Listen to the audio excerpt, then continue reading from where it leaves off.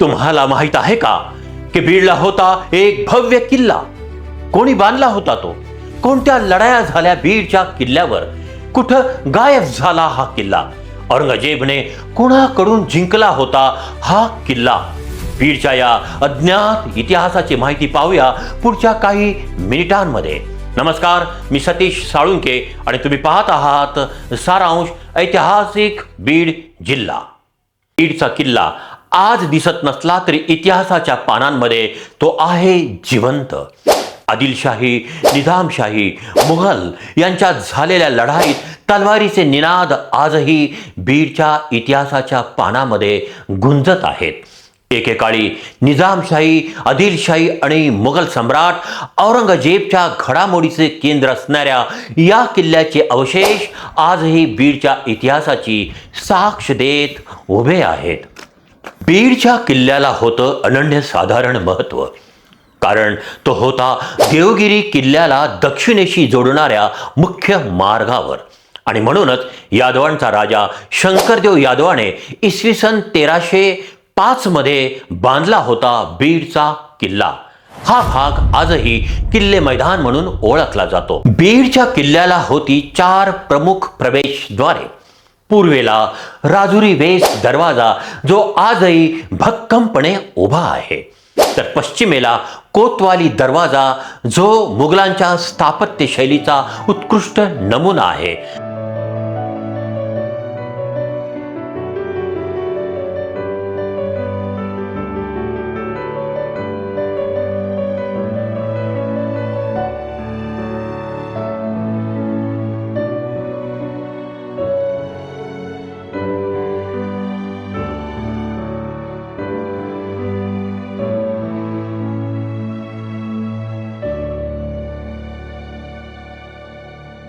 तर उत्तरेला माळी वेस दरवाजा आणि दक्षिणेला कागजी दरवाजा.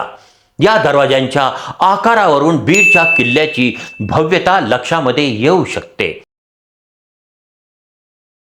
माळी वेस दरवाजा आणि कागदी वेस दरवाजे आज इतिहासाच्या कालओघात नष्ट झाले, पण आजही राजुरी वेस दरवाजा आणि कोतवाली दरवाजा हे उभे आहेत बीडच्या किल्ल्याची वैभव गाथा सांगत.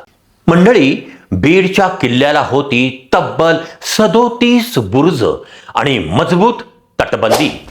ही तटबंदी उभारली होती मोहम्मद बिन तुगलक यांनी इसवी सन 1328 मध्ये. अतिक्रमणाच्या विळख्याने अख्खी तटबंदी नामशेष केली असली तरी किल्ल्याच्या तटबंदीचे काही अवशेष आजही डोकावत आहेत. इंग्लंडचा राजदूत सर विल्यम नॉरिस हा इसवी सन 1702 मध्ये बीडवरून गेला. त्याने त्याच्या रोजनिशीत बीडच्या किल्ल्याचे वर्णन केले आहे. तो म्हणतो, किल्ल्यावर सैनिकांची वर्दळ होती. सैनिकांच्या मोठमोठ्या छावण्या होत्या.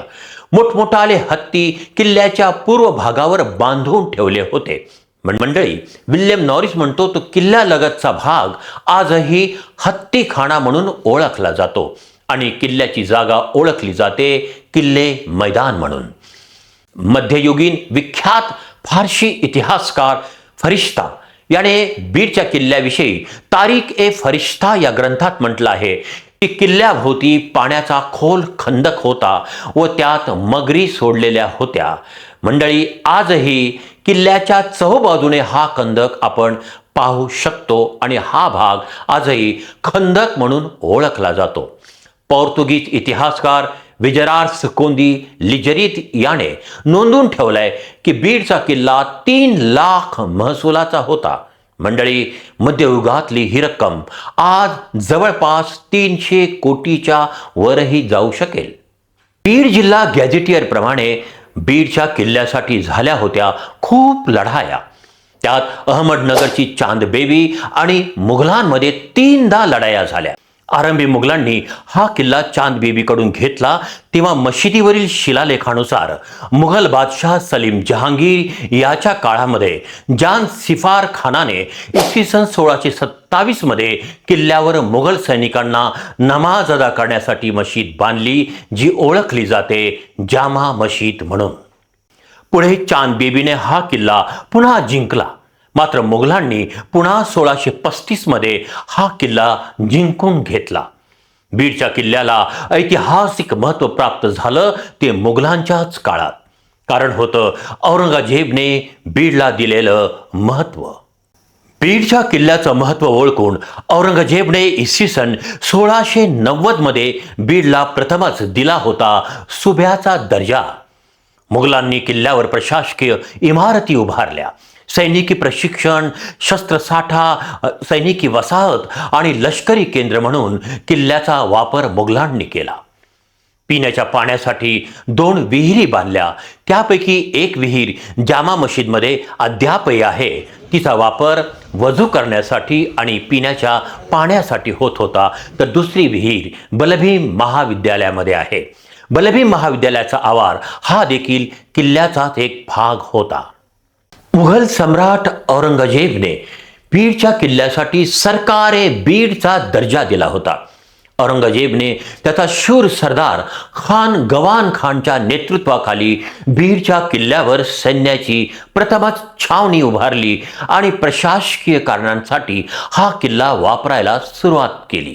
पुढे औरंगजेबने सरदार हाजी सदरशहाला बीडचा सुभेदार म्हणून नेमलं. औरंगजेबच्या आदेशान्वये सदरशहाने इसवी सन 1660 मध्ये मशिदीमध्ये बिंबर बांधून फरशी केल्याचा शिलालेख मिंबरावर आजही दिसतोय. मशिदीवरील एका अन्य शिलालेखानुसार सदरशहाने इसवी सन 1709 मध्ये किल्ल्यावर एक वेगळा स्वतंत्र किल्ला बांधला होता.